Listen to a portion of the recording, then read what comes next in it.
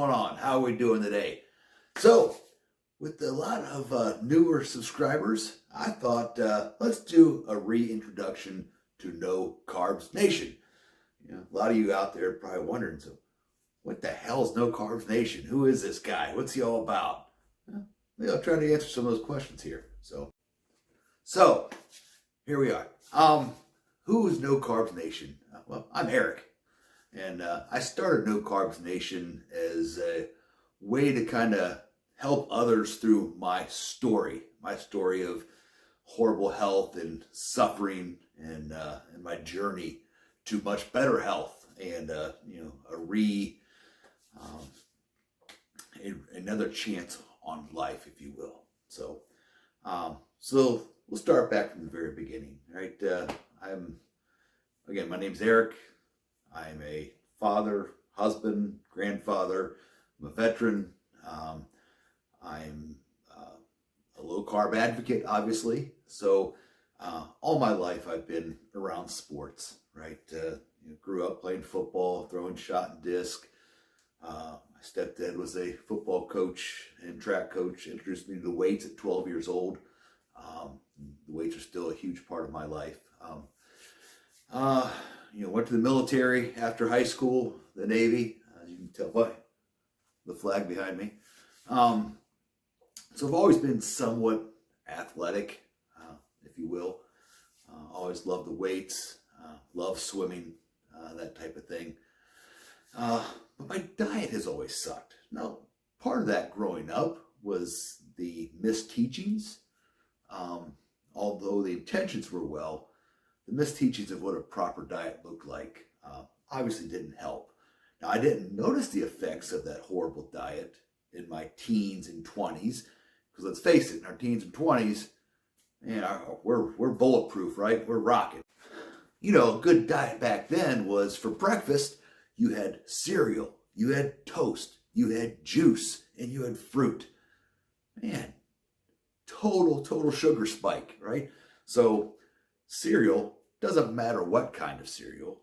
Cereal's garbage. It provides no nutritional value.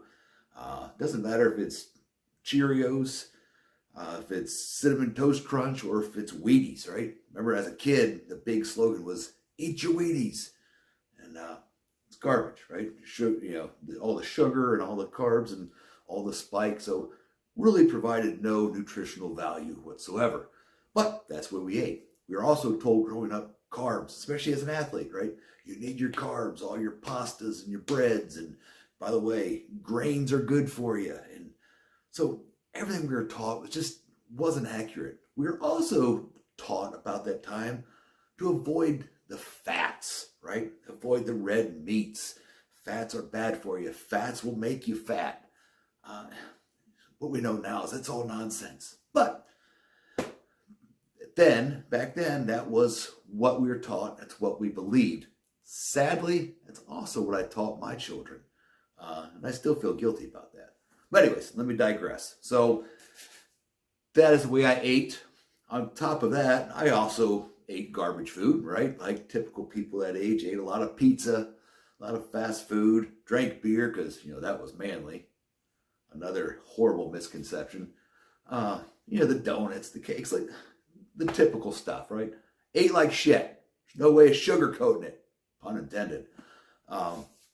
So about 30 years old, my horrible lifestyle choices of diet, combined with a very stressful job, raising a family, not good sleep patterns, all those things combined, started having some health issues. So it started with the gut, right? Acid reflux, the Gerd, middle of the night, every night, waking up with that acid coming up in your throat and burning, and just, it was awful. And over time, I started to notice I was having trouble swallowing as well. I'd go out to eat for work, dinner or work luncheon. I'd have to excuse myself to go to the restroom because the food I was eating for lunch was stuck in my throat. It wouldn't go down. I had to force myself to throw it up. Horrible. Went on like this for a while. At one point, I couldn't even swallow a Tylenol. I thought, I should probably go see a doctor. Duh. So Went and saw a doctor. He sent me to a specialist to do a scope. So came out from the scope, and the doctor performing the procedure was not real happy with me. He said that never in all his years has he seen a case like this. He couldn't get the scope down my throat. There was so much scar tissue lining my esophagus and ultimately my stomach line as well. He couldn't even fit the scope in there. So I had to go back every month as he scraped away just a little of the scar tissue till he could finally get the scope down. So eventually got the scope down, noticed the entire esophagus and stomach was just lined with ulcers and scar tissue. It's horrible. All that time, all those years of acid, right? It just took its toll. Again, diet certainly did not help that. Lifestyle choices did not help that. I was a little overweight at the time, not too severe. And also during this, the doctor diagnosed me with Barrett's esophagus, which is a precursor to throat cancer. Now, you would think at that time that would be enough to scare the shit out of me, to set me straight. Nah, it didn't. Gave me some medication, went for some more scopes. It was monthly, and then every 6 months, and every year, then every 2 years. But took the stomach meds, right, to reduce the acid and reduce those occurrences. And, lo and behold, man, with those meds, I could eat anything I wanted. So I continued to eat like shit. Continued my stressful lifestyle, poor sleep habits, yada, yada, yada. So we'll get back to that. So again, the gut issues, esophagus issues were the first to come on board. Weight started increasing even more. And then I started having troubles when I would sleep, going back to my sleep problems. I would stop breathing in my sleep, right? I snored so loudly that my wife and kids couldn't stand it. They couldn't sleep because I snored so loud. Finally, I was convinced by my wife to go get a sleep study done. And lo and behold, my fat ass had sleep apnea. So nothing says, nothing says relationship improvements like a freaking CPAP machine mask every night. Embarrassing, horrible, sound like Darth Vader. But on the positive side, it helped me sleep, right? I got great sleep with this thing. I needed the CPAP machine because my sleep apnea was so bad. But again, just I didn't like wearing it for the fact that just, it didn't do anything for our relationship, if you catch my drift. So now I've got the stomach issues, the Barrett's esophagus, the sleep apnea, and then I'm sure I'm missing some things along the way. Oh, forgot one big one in between the gut issues and the sleep apnea was type 2 diabetes. As my weight gained, so did my A1C. So that doctor in his wisdom, put me on pills, more meds. So we started with one, then we got to two, and then at one point over the years, my A1C was at like 10.1. So his solution put me on a third pill. Started to understand something wasn't right at this point. I was getting tired of all these damn pills. So about 40 years old time frame, I was sitting at work late in the evening, like always working late, at my desk, and all of a sudden, man, chest pains, my heart was racing, started getting sweats, dizzy, lightheaded, started seeing bright, shiny spots, out of my vision. I'm starting to feel weird just thinking about how I felt that day. I knew something wasn't right. I thought I was having a heart attack. Scared the shit out of me. I mean, I never felt like this before. Called home. My wife was busy taking care of our young kids. My oldest child answered the phone, could tell something wasn't right. My wife called me back right away, said, call an ambulance. I said, I'm not doing it. I don't want all the attention. She said, I'm coming to get you. And in the meantime, one of our field techs came in, noticed something wasn't right. Said, I ain't leaving till your wife gets here. So long story short, wife gets me to the hospital. They get me in right away to the ER. They start doing the blood pressure test. And there's two nurses in there, male and a female. And as they were taking the blood pressure, they looked at their machine and they looked at each other and their eyes were like this big, and the male nurse jetted out of the room. I'm like, this is odd. Brought a doctor back in, said, we're admitting you. I don't remember the exact numbers. I know the top number of my blood pressure was over 200, and the bottom number was something crazy as well. Doctor said, you're lucky to be alive right now. So they got me admitted to the hospital, hooked me up with an IV right away, and through the next, several months, played with different blood pressure medicines till we finally got it under control. Took another couple trips to the ER after they found just the right med to handle that and dosage. So, gut issues, type 2 diabetes, sleep apnea, high blood pressure. Again, starting to get the idea, but still haven't figured out that something else needs to change. I just thought that, hey, that's part of life, middle-aged man, high-stress job, family. That was par for the course. And it doesn't have to be, by the way. So I was suffering needlessly. More pills, more drugs. So getting closer to my mid-40s, about 45-ish, started having a lot of major weird health symptoms. Started getting brain fog, really scary. Started having shortness of breath. I wasn't able to train like I used to, so exercise intolerance. And I'm sure I've got a laundry list of health issues I was having, and symptoms. I'm not touching on all of them. Some of them are very intimate, personal. And I just can't remember all of them. There were so many. I'm hitting the highlights. So again, brain fog, shortness of breath, exercise intolerance. I was gaining weight. My blood work was out of control. My triglycerides were through the freaking roof. 268, if I remember correctly, was my highest at that time. My weight was like 242-ish, low 240s. And I'm 5'9", if that gives you a clue. So just falling apart. Joint pains, hip pain, back pain, neck pain, finger pain. And then one night, I'm laying on my bed watching TV, and all of a sudden, from below my knees to my toes, ice cold. Man, that's weird. Got in the hot shower, couldn't shake it. Just, they were cold and then tingly, numb. Just like kind of like my fingers had been for a while. Cold, numb, tingly. So here, it's peripheral neuropathy. I didn't even know what the hell it was.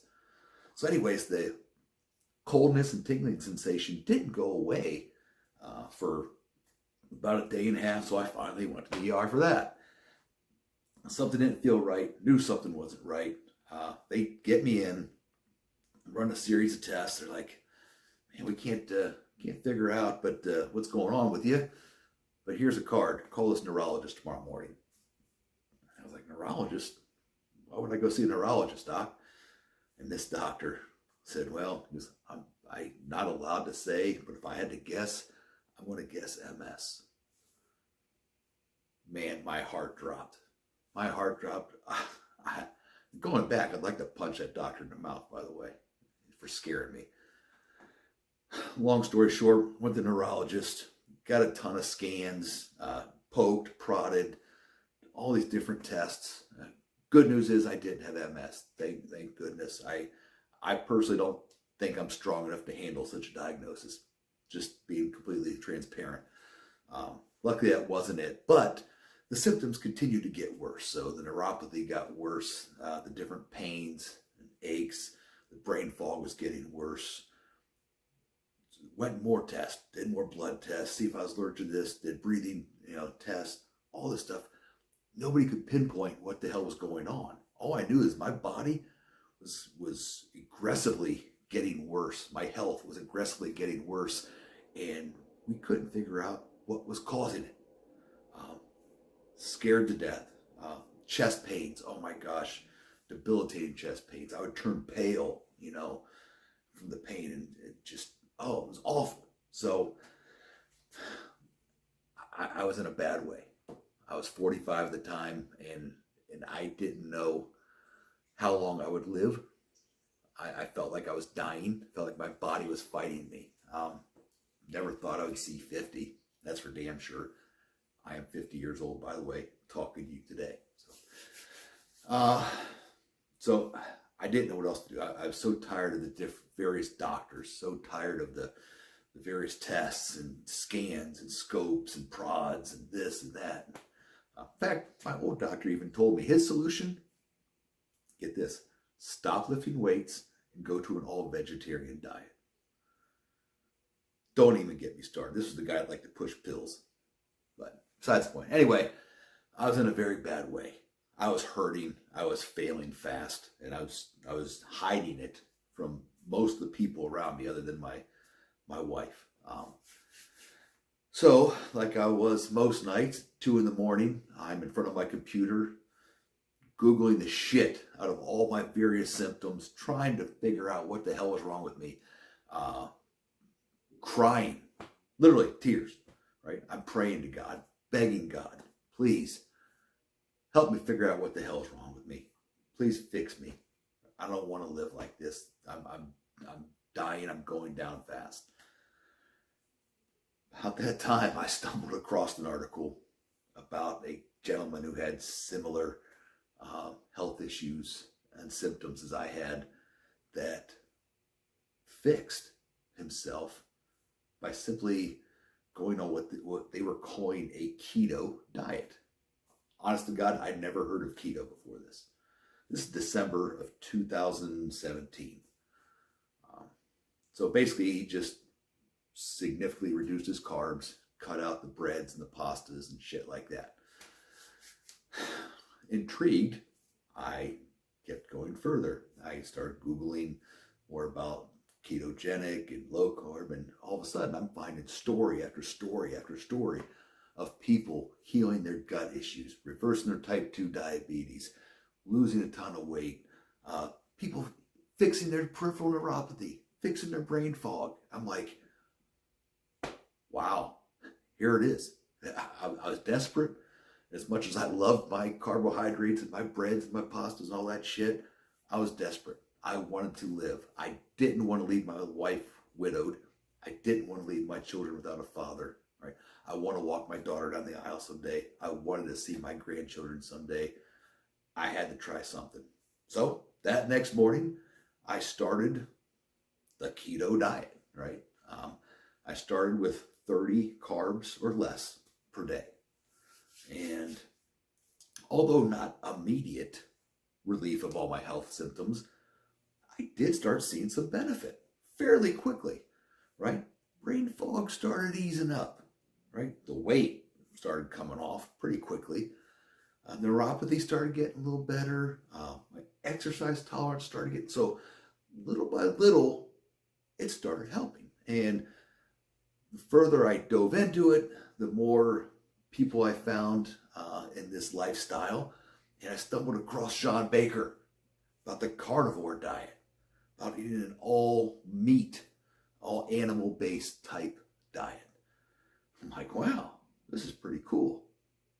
I progressed from keto to, and I hate labels, I'm just call it animal-based. I went direct from keto to an animal-based. I went from 30 carbs or less a day to 10 carbs or less a day. And man, the improvements just like expedited. Like the weight was dropping like crazy. Brain fog was gone. The peripheral neuropathy gone. Started exercising again. I mean, life was changing for the better. Now I still had some chest pains, right? And about 5 months into this, I did go to the hospital for some chest pains. They did whatever you call that. I forget what they call it now, but put the camera up to your arteries there and took a look. I got very little plaque. They said nothing more than anyone else my age, but the heart was good. But what they did see in there was, I guess, your two chambers, the blood flows back and forth. It's supposed to be like a waterfall, and mine was more of a trickle. Doctor said it's not life-threatening, not a concern, but we'll go ahead and give you some statins just to, be precautionary. Not taking statins. But anyways, good news is chest pains weren't anything to be worried about. My life started changing for the better. I felt like a new person. I felt like I had a new lease on life. And, things were like really going well. And I'm a big fan of the beach lifestyle and self-proclaimed member of No Shoes Nation. So I thought, man, how about No Carbs Nation? Got a nice ring to it. Yes, I know that animal-based products have minimal carbs. Again, still way under 10 per day. But I like the sound of that. So I created a Instagram page called No Carbs Nation. It was my way of sharing my journey. If you haven't yet, check it out. And then I remember the people who are against this lifestyle, doctors, some of my doctors included, were like, oh, you're going to have a heart attack. It's going to kill you. I'm like, now remind you, I was dying. Now I feel great. I have a new lease on life. I feel like I've saved my life. I'm a new man. But now you're telling me what I'm doing is wrong? So being a little scared because of their voice, I went and got a CAC test, a calcium artery something. I forget, the coronary artery calcification scan. And I told my oldest son, I said, hey, if this comes back good, I'll even make a YouTube video about it. Came back really good. I made a YouTube channel called No Carbs Nation, which you're watching right now. And the rest is history. So here we are now. So going on almost 5 years of a keto / carnivore / animal-based, extremely low-carb lifestyle. I'm never changing. I will eat this way until the good Lord calls me home. This lifestyle has not just changed my life, it has saved my life. So still a lot of haters out there, a lot of naysayers, a lot of people telling me I'm wrong, yada, yada, yada. But proof's in the pudding. Here I am. I'm healthier. I'm better. And if you're suffering, let me say, this lifestyle, I'm not saying it's for everyone. I'm not a doctor. I'm just sharing what has worked for me. If you are suffering with your health and your weight, I recommend looking into this. Like I said, I honestly believe that without making that change, I wouldn't be here today. So, by the way, since then we have our first grandchild, and I am excited as heck that I get to be part of her life as well. Because again, without going this lifestyle, I wouldn't be here today. So that's it. Thanks for tuning in. Thanks for watching. If you haven't already, help me spread the word of better health via an animal-based low-carb lifestyle by hitting the thumbs up, hitting the subscribe, hit the notify. Leave me a comment with your experience. If you're negative, tell me I'm full of shit, whatever. Don't bother. Get lost. We don't want you in No Carbs Nation anyway. So that's it. Thanks again. I appreciate you all. I love you, No Carbs Nation. Stay strong. We'll talk to you next time. Go get it.